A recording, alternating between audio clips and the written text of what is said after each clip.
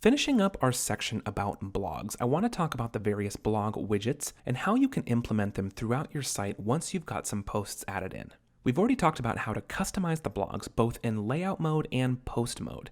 And now let's complete this circle and see how we can implement them onto our pre-existing site here. First of all, I want to open up our widget library and scroll down to the bottom.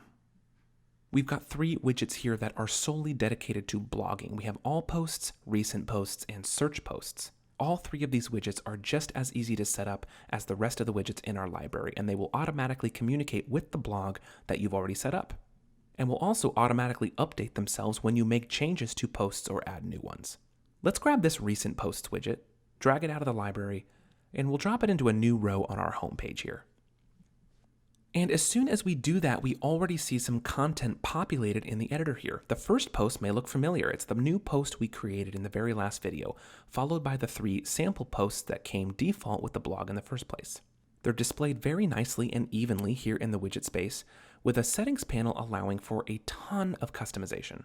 You can filter them by tag in the case that maybe you only want ones of a certain topic to display on certain pages. You can customize the read more text. Now, we only have 4 blogs in the site currently, but that comes in handy when you have dozens and maybe don't want them all displayed initially. Show more text as well. Then you've got some toggle options here for various elements about the blog to be visible or not. Let's click into the design section. We have a ton of options here to customize the layout of the posts. With one simple click, we can change these to display in a list if we want. Just like that.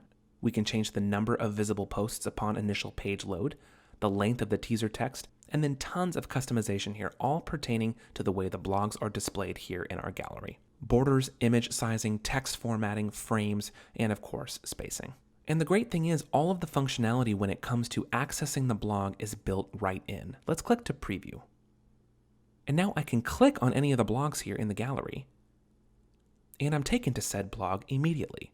A fully functional blog accessible anywhere on my site anytime I want. Let's click back to editor, and we'll get back to our homepage. You may have also noticed that a new blog page was added to our navigation when we first initiated the blog to begin with. Let's click into it.